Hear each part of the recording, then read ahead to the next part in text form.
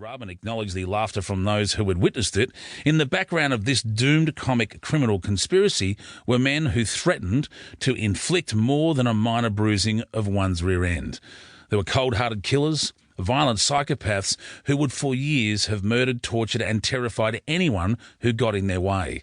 These fellows were not funny guys, and the pawns in their game only ignored the looming inevitability of failure under the threat of extreme violence if they pulled out. Some things are inherently comical. A duck is always funnier than a chicken, and a criminal making a fool of himself is the kind of comedy that can be laughed at without fear of hurting anyone's feelings. But this wacky Punch and Judy show was playing out against the background of a very nasty criminal conspiracy, and the fact remains that the only people who got it in the neck were the poor bloody infantry, while the generals sat in their shadows and sipped champagne.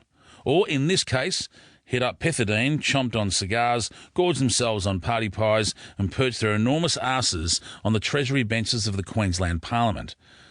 It doesn't much matter. The point is that the further away a participant was from the trenches, the less likely he was to get covered in shit. If this book at times reads like a violent true crime story overflowing with ludicrous vaudeville, it is because that's what it is.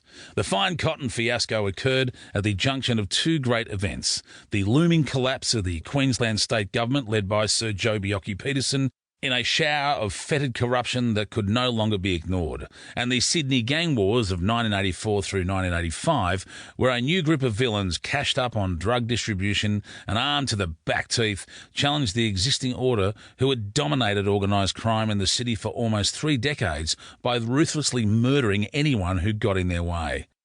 As it turns out, you can't tell the Fine Cotton story without the ugliness. Not the whole story anyway.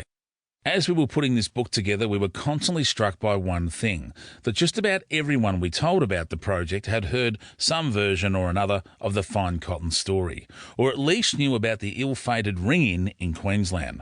What's more, they would invariably raise their eyebrows and laugh aloud at the memory of it, and wanted to know more. In short, Australians whose involvement in racing might be owning a stable of champion thoroughbreds or simply buying a $2 ticket in the Office Melbourne Cup sweep at least know the name Fine Cotton. The Fine Cotton story is embedded in Australian folklore, for good, because it stands proudly amidst the pantheon of immortals when it comes to idiocy writ large. At Eagle Farm, a horse that wasn't Fine Cotton wins a race for a moment, just a moment. A deranged criminal conspiracy had reaped unspeakable riches, only for the whole caper to implode in anarchic scenes across the country.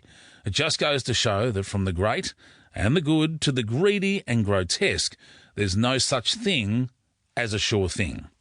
Welcome to Queensland 1984. We hope you enjoy your day at the races. Peter Hoysted and Pat Sheil, Sydney, 2019. Chapter 1. A Day at the Races. We need a miracle and a hose. Hayden Hayatana.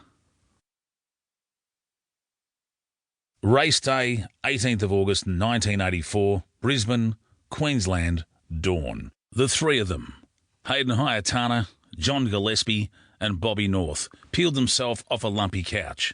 Hayden, a decrepit armchair, John, and the floor, Bobby, at around 6 a.m.